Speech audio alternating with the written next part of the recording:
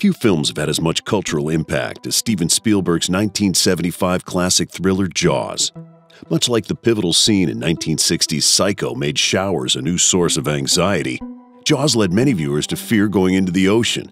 After all, when you enter the ocean, you're entering the food chain.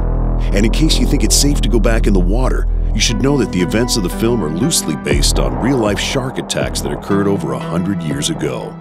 Today on Screen to Screen, we brave the murky depths of the Jersey Shore shark attacks of 1916 and how they later inspired one of the highest-grossing horror films of all time, which set the template for many subsequent films based on man-eating animals released through the 1970s and 1980s. But first, remember to subscribe to Graveyard Shift so you can catch up on all of your anxiety-inducing horror needs, and drop a comment to let us know what true-life horror stories you want us to cover next. Now, let's take a dive in the deep blue sea of horror. The Jersey Shore shark attacks of 1916 were a series of fatal shark attacks along the coast of New Jersey between July 1st and 12th, 1916, in which 4 people were killed and 1 injured. The incidents occurred during a deadly summer heat wave and a polio epidemic in the United States that drove thousands of people to the seaside resorts of the Jersey Shore. Since 1916, scholars have debated which shark species was responsible and the number of animals involved, with the great white shark and the bull shark most frequently cited as the culprits. The first major attack occurred at a resort town established on Long Beach Island off the southern coast of New Jersey called Beach Haven. Charles Epting Van Sant was on vacation at the Ingleside Hotel with his family when he decided to take a quick swim in the Atlantic with a Chesapeake Bay retriever before dinner one night. Shortly after entering the water, however, Van Sant began shouting in terror. Other beachgoers believed he was calling out to the dog before quickly discovering a shark was biting his legs. He was rescued by lifeguard Alexander Ott and bystander Sheridan Taylor, who claimed the shark followed him to shore as they pulled the bleeding Van Sant from the water, his left thigh stripped of flesh. Van Sant tragically bled to death on the manager's desk of the Ingleside Hotel later that evening. Despite Van Sant's untimely death, beaches along the Jersey Shore remained open. Sightings of large sharks swimming off the coast that were reported by sea captains entering the ports of Newark and New York City were dismissed. The second major attack occurred just 5 days later at the resort town of Spring Lake, New Jersey, 45 miles north of Beach Haven. The victim, a 27-year-old Swiss bell captain at the Essex and Sussex Hotel by the name of Charles Bruder, was attacked while swimming 130 yards from shore. A shark bit him in the abdomen and severed his legs, turning the water in the surrounding area red with Bruder's blood. After hearing screams, a woman notified 2 lifeguards that a canoe with a red hull had capsized and floated just at the water's surface. Lifeguards Chris Anderson and George White pulled Bruder into a lifeboat, but couldn't reach shore before the young man succumbed to his wounds and bled to death on the boat. The next 2 major attacks took place in Matawan Creek near the town of Keyport 6 days after Bruder met his demise. Matawan's location, 30 miles north of Spring Lake and inland of Raritan Bay, made it an unlikely site for interactions between sharks and humans, so when Sea Captain and Matawan resident Thomas Cottrell reported an 8-foot-long shark in the creek, his claims were also dismissed. Later that afternoon, a group of local boys, including 11-year-old Lester Stillwell, were playing in the creek together at an area called Wyckoff Dock when they saw what appeared to be an old black weather-beaten board or weathered log in the water. However, a dorsal fin appearing in the water revealed that the log was actually a shark, and Stillwell was pulled underwater before he could climb out of the creek to safety. Once the other boys ran to town for help, local businessman Watson Stanley Fisher and several other men dove into the creek to attempt to rescue Stillwell. After locating his body and attempting to return to shore, Fisher was also bitten by the shark in front of the townspeople, losing Stillwell in the process. His right thigh was severely injured, and he bled to death at the nearby hospital later that evening. Stillwell's body was ultimately recovered 150 feet upstream 2 days later. The 5th and final victim, 14-year-old Joseph Dunn, was attacked a half-mile from the Wyckoff Dock nearly 30 minutes after the fatal attacks on Stillwell and Fisher. The shark bit his left leg, but the young teen was rescued by his brother and a friend after a vicious tug-of-war battle with the shark. Dunn was rushed to a hospital in New Brunswick and recovered from the bite 2 months later. As the national media descended on Beach Haven, Spring Lake, and Matawan, the Jersey Shore attack sparked a shark panic. Sharks had previously been seen as harmless, but the pendulum of public opinion following the Jersey Shore attacks of 1916 swung to the other extreme, and sharks quickly came to be viewed not only as eating machines, but also as fearless, ruthless killers.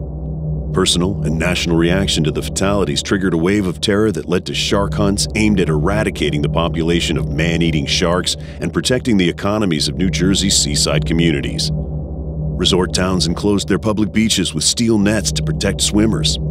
Scientific knowledge about sharks before 1916 was based on conjecture and speculation, with the attacks forcing ichthyologists to reassess common beliefs about the abilities of sharks and the nature of shark attacks. Shark sightings increased along the mid-Atlantic coast following the attacks. On July 8, 1916, armed motorboats patrolling the beach at Spring Creek chased an animal they thought to be a shark. And Asbury Park's 4th Avenue beach closed after a lifeguard claimed to have fought off a 12-foot-long shark with an oar. New Jersey's local governments made efforts to protect bathers and the economy from man-eating sharks. The 4th Avenue beach was enclosed with a steel wire mesh fence and patrolled by armed motorboats. After the attacks on Stillwell, Fisher, and Dunn, residents of Matawan lined Matawan Creek with nets and detonated dynamite in an attempt to catch and kill the shark.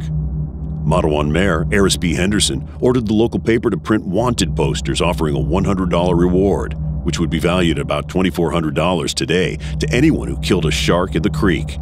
Despite the town's efforts, no sharks were captured or killed in Matawan Creek. Resort communities along the Jersey Shore petitioned the federal government to aid local efforts to protect beaches and hunt sharks. The House of Representatives appropriated $5,000 for eradicating the New Jersey shark threat, and President Woodrow Wilson scheduled a meeting with his cabinet to discuss the fatal attacks. Treasury Secretary William Gibbs McAdoo suggested that the Coast Guard be mobilized to patrol the Jersey Shore and protect sunbathers, and shark hunts ensued across the coasts of New Jersey and New York. Hundreds of sharks were captured as a result, and the East Coast shark hunt has been described as the largest-scale animal hunt in history. After the second incident, scientists and the public began presenting theories to explain which species of shark was responsible for the attacks, or whether multiple sharks were involved. Scientists Frederick Augustus Lucas and John Treadwell Nichols first proposed the idea that a northward swimming rogue shark was the culprit. Several fishermen claimed to have caught the Jersey man-eater in the days following the attacks. A sea captain who witnessed the Beach Haven fatality believed it to be a Spanish shark driven from the Caribbean Sea decades earlier by bombings during the Spanish-American War. A blue shark was captured about a week after the attacks near Long Beach, and 4 days later, the same Thomas Cottrell who'd seen the shark in Matawan Creek claimed to have captured a sandbar shark with a gill net near the mouth of the creek. On July 14th, Harlem taxidermist and Barnum and Bailey lion tamer Michael Schleiser caught a 7.5-foot shark while fishing in Raritan Bay, only a few miles from the mouth of Matawan Creek. The shark nearly sank the boat before Schleiser killed it with a broken oar. When he opened the shark's belly, he removed a suspicious fleshy material and bones that took about 2/3 of a milk crate and together weighed 15 pounds. Scientists identified the shark as a young great white and the ingested remains as human. No further attacks were reported along the Jersey Shore in the summer of 1916 after the capture of Schleiser's great white shark, and scientists declared it to be the Jersey man-eater, although some skeptics have surfaced offering their interpretations and theories to the man-eating culprit. The casualties of the 1916 attacks are still listed in the International Shark Attack File as victims of a great white. Before it became a cinematic classic with a killer score by the incomparable John Williams, Jaws began as a 1974 novel by Peter Benchley about a rogue great white shark that terrorizes the fictional Long Island coastal community of Amity. Benchley had a long-time fascination with sharks, which he frequently encountered while fishing with his father in Nantucket, and took inspiration from the 1916 Jersey Shore shark attacks. His story is very similar to the real-life events, with a vacation beach town on the Atlantic coast being haunted by a killer shark, and locals eventually being commissioned to hunt down and kill the shark or sharks responsible. Based on Peter Benchley's 1974 novel of the same name and filmed on location on Martha's Vineyard off the coast of Massachusetts, Jaws was the first major motion picture to be shot on the ocean and resultingly had a troubled production, going over budget and past schedule. As the art department's mechanical sharks often malfunctioned, Spielberg decided to mostly suggest the shark's presence, employing an ominous minimalist theme created by composer John Williams to indicate its impending appearances. For the screen adaptation, Spielberg wanted to stay with the novel's basic plot, but discarded many of Benchley's subplots. Benchley himself wrote the first 3 drafts of the screenplay before handing it over to other writers. He returned to the project during production to play a small on-screen role as a reporter. Jaws was the prototypical summer blockbuster, regarded as a watershed moment in motion picture history, playing a major role in establishing summer as the prime season for the release of the studio's biggest box office contenders, and was the highest-grossing film in cinematic history at the time of its release. But it wasn't without its repercussions. While in theaters, the film was said to have caused a single case of cinematic neurosis in a 17-year-old female viewer. Cinematic neurosis is a condition in which viewers exhibit mental health disturbances or the worsening of existing mental health disturbances after viewing a film. This case study caused the film to become notable in the medical community for causing stress reactions in its viewers. The film Jaws is still seen as responsible for perpetuating negative stereotypes about sharks and their behavior, and for producing the so-called Jaws effect, which allegedly inspired legions of fishermen to kill thousands of the ocean predators in shark fishing tournaments.